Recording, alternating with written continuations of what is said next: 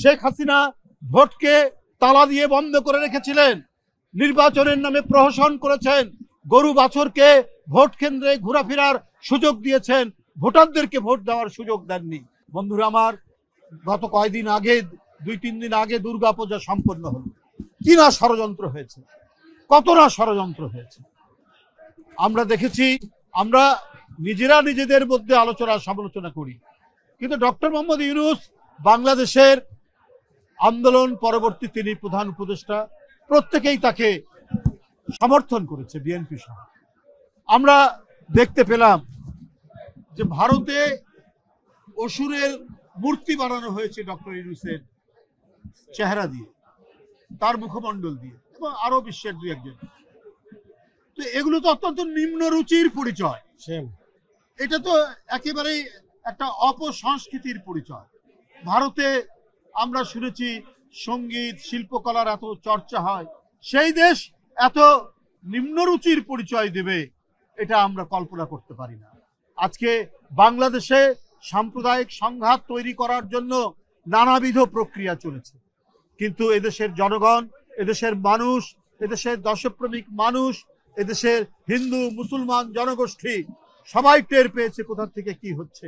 তাই সবাই একত্রিত হয়ে এবারের হিন্দু ধর্মাবলম্বী মানুষদের দুর্গাপূজা হয়েছে অত্যন্ত সাড়ম্বরে, অত্যন্ত উৎসাহ উদ্দীপনার মধ্যে দিয়ে তাদের উৎসব পালন করেছে, সকল ষড়যন্ত্রকে প্রতিহত করে। বন্ধুরা আমার, কেউ যদি নিজের দেশে, আজকে ভারতে যদি সেখানে মোদি সাহেব মধ্যযুগের অন্ধকার নামিয়ে নিয়ে আসেন, আমরা বাংলাদেশের মানুষ সেই অন্ধকার আমরা গ্রহণ করতে পারি না। এদেশের মানুষ, কি হিন্দু কি মুসলমান, কি আলেম কি ওলামা, কি মসজিদের মুয়াজ্জিন, মসজিদের ইমাম, মাদ্রাসার ছাত্র, প্রত্যেকেই আপনার পূজা মণ্ডপ পাহারা দিয়েছে।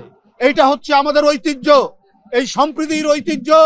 আমাদের দীর্ঘদিনের আমাদের নেতা দেশনায়ক তারেক রহমান তিনি সুস্পষ্টভাবে বলেছেন, আমরা দীর্ঘদিন সম্প্রীতির বন্ধনে আবদ্ধ, তাই আমাদের মধ্যে কেউ কোনো বিভাজন তৈরি করতে পারবে না।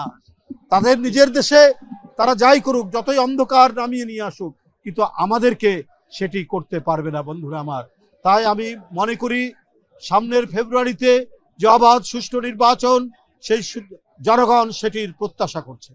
আমরা বারবার দাবি করেছি, তারা বলেছেন তারা প্রায় অনেকাংশেই তারা প্রস্তুতি গ্রহণ করেছেন।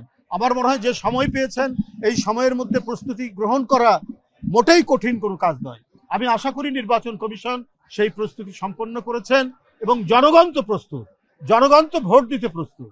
তো সুতরাং নতুন কোনো ইস্যু তৈরি করে জনমনকে এবং মানুষের চোখে বিভ্রান্ত করার যারা চেষ্টা করছেন, তারাও জনগণের কাছে আজকে ধরা খেয়ে যাবেন। তারাও, জনগণ দেখতে পাচ্ছে, যারা যে মানুষরা 16 বছর ভোট দিতে পারেনি, শেখ হাসিনা ভোটকে তালা দিয়ে বন্ধ করে রেখেছিলেন, নির্বাচনের নামে প্রহসন করেছেন, গরু বাছরকে ভোট কেন্দ্রে ঘোরাফেরার সুযোগ দিয়েছেন, ভোটারদেরকে ভোট দেওয়ার সুযোগ দেননি। দিনের ভোট রাত্রে করেছেন র্যাবকে দিয়ে, ছাত্রলীগ যুবলীগকে দিয়ে, ভোটাররা যেতে পারেনি।